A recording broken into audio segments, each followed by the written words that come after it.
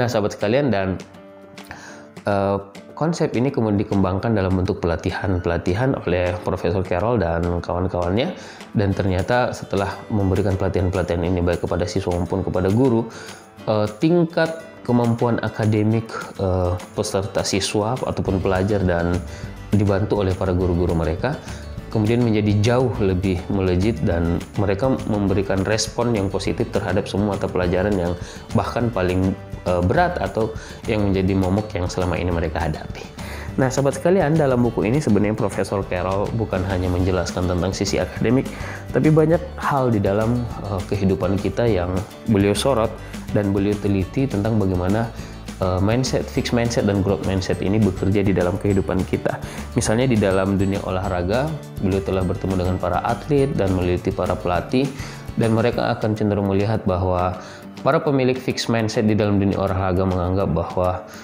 capaian mereka adalah bakat dan sebagian besar mereka dapatkan dari bakat, sementara mereka yang memiliki growth mindset memandang bahwa meskipun bakat berpengaruh terhadap kesuksesan mereka di dalam dunia olahraga, tetapi proses jauh lebih penting dan segala hal bisa dikembangkan, segala hal bisa ditingkatkan. Dan nilai yang terjadi pada banyak contoh yang orang tidak pahami, misalnya bagaimana seorang pebasket legenda dunia seperti Michael Jordan, ketika orang melihatnya bermain misalnya dan dia menunjukkan sebuah skill yang luar biasa, orang justru berpikir bahwa itu adalah sebuah bakat yang luar biasa, dan mereka tidak tahu bahwa Michael Jordan tumbuh menjadi seorang legenda dunia basket bukan karena bakat semata, tetapi justru karena proses dan latihan yang kerja keras yang terus-menerus dia lakukan. Bahkan kita tahu bahwa Michael Jordan sendiri adalah seseorang yang di awal-awalnya tidak dianggap oleh para pelatih. Bahkan orang tidak melihat ada bakat-bakat tertentu di dalam dirinya ketika bermain basket, tetapi dengan latihan dan kerja keras akhirnya Michael Jordan menjadi seorang legenda di dalam dunia basket, dan banyak contoh yang lain di dalam dunia olahraga. Nah, sahabat sekalian,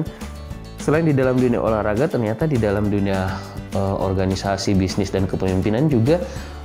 fixed mindset dan growth mindset ini sangat berpengaruh. Para pemimpin-pemimpin dunia bisnis yang memiliki fixed mindset akan cenderung menganggap bahwa segala sesuatunya berfokus kepada dia, bahwa semua prestasi yang didapatkan, semua kinerja yang dilakukan oleh organisasi bisnisnya adalah karena dia, karena kehebatannya, dan karena itu dia tidak menumbuhkan sebuah kepercayaan kepada karyawannya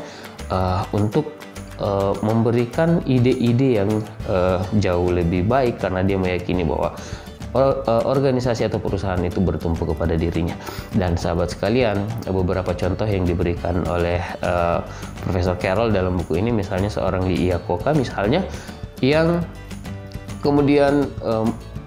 tumbuh dengan keyakinan bahwa dialah yang terbaik ketika dia masih berada di dalam perusahaan Henry Ford, dan kemudian ambisi dan obsesinya begitu besar, dan dia menganggap bahwa dialah yang terbaik dan dialah faktor yang membuat perusahaan Henry Ford ini menjadi besar. Dan kemudian ketika dia diperlakukan atau dipecat oleh Henry Ford, dia meyakini bahwa itu adalah sebuah kesalahan terbesar yang dilakukan oleh Henry Ford, dan kemudian dia membangun perusahaannya sendiri, Chrysler. Dan apa yang kemudian dia praktekkan di dalam perusahaannya adalah dia membonsai semua karyawannya dan bakat-bakat terbaik di dalam perusahaannya, karena dia menganggap bahwa hanya dirinya lah yang mampu untuk membawa ide-ide besar dan mampu mengelola perusahaan itu dengan baik, dan akhirnya apa yang dia lakukan kemudian justru berbuah kehancuran. Nah, sahabat sekalian, jadi perbedaan yang paling mendasar antara seorang fixed mindset dan growth mindset di dalam dunia bisnis, di dalam dunia organisasi adalah di dalam bagi pemimpin atau para leader organisasi bisnis yang memiliki fixed mindset, mereka tidak menumbuhkan orang lain. Mereka meyakini bahwa ketika mereka memimpin organisasi itu karena kehebatan mereka dan bukan karena kontribusi banyak orang. Sementara ketika seorang leader itu adalah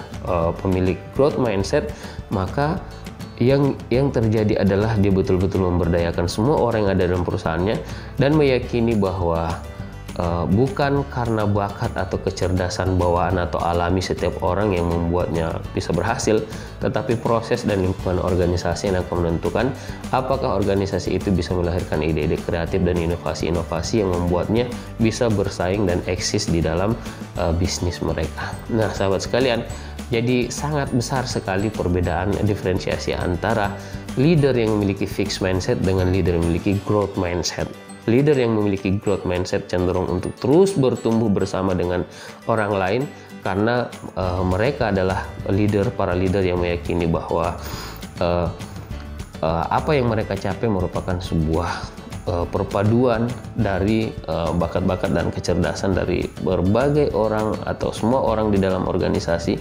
dan semua itu bisa dicapai melalui proses. Nah, sahabat sekalian, yang menarik juga dalam buku ini karena Carol S. Dweck juga menjelaskan bagaimana pengaruh fixed mindset dan growth mindset di dalam dunia hubungan atau di dalam dunia percintaan, bahwa banyak sekali hubungan kekeluargaan, hubungan asmara yang kemudian berakhir dengan tragis karena orang-orang itu atau para pelakunya adalah orang-orang yang memiliki fixed mindset. Di dalam dunia hubungan atau di dalam dunia cinta, mereka yang memiliki fixed mindset menganggap bahwa pertemuan mereka atau kebersamaan mereka adalah bagian dari takdir, dan karena itu cinta tidak perlu untuk dipupuk, cinta tidak perlu untuk dikomunikasikan, karena itu adalah sesuatu yang mestinya terjadi dengan sendirinya, dan ketika mereka kandas itu berarti bahwa memang mereka tidak cocok dan selalu mengarahkan kepada kesalahan, entah itu kesalahan dirinya atau kesalahan orang lain. Jadi orang-orang yang memiliki fixed mindset menganggap bahwa kita bertemu dan kemudian kita membangun rumah tangga karena sebuah takdir, dan kita tidak perlu memikirkan apa-apa, melakukan apa-apa, karena ini akan berjalan dengan sendirinya, dan ketika kita kandas berarti memang kita ditakdirkan untuk seperti itu, bahwa memang kita tidak cocok dan kita menjalaninya seperti biasa. Nah, sahabat sekalian, berbeda dengan para pemilik growth mindset, mereka meyakini bahwa bahkan cinta juga adalah sesuatu yang harus dikembangkan, dipupuk, dikelola, dikomunikasikan dengan baik, karena mereka menyadari bahwa semuanya bergantung kepada proses yang kita lakukan, dan setiap masalah yang muncul dalam rumah tangga adalah sesuatu yang biasa, tetapi bagaimana kita meresponnya dan kemudian memperbaharuinya, memperbaikinya, dan berproses dalamnya, itu yang akan menentukan. Nah, sahabat sekalian, luar biasa buku ini menurut saya. Ini adalah salah satu buku yang sangat recommended, dan Profesor Renald Kasali juga memberikan buku pengantar dalam buku ini, dan ini akan mempengaruhi pada cara kita melihat diri kita, memandang diri kita, dan juga bagaimana pengalaman-pengalaman kita kemudian membentuk mindset kita. Nah, menurut saya ketika Anda selama ini merasa stuck di satu titik dan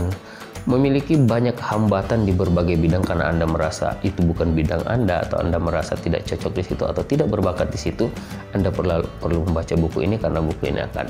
meruntuhkan semua keyakinan-keyakinan lama Anda dan menciptakan sebuah keyakinan baru dengan growth mindset. Sahabat sekalian, demikian review buku kali ini. Jangan lupa like, subscribe, dan sebarkan kepada sebanyak mungkin teman Anda supaya kita bisa mendapatkan banyak manfaat dari channel ini. Demikian dari saya. Sampai jumpa besok. Assalamualaikum warahmatullahi wabarakatuh.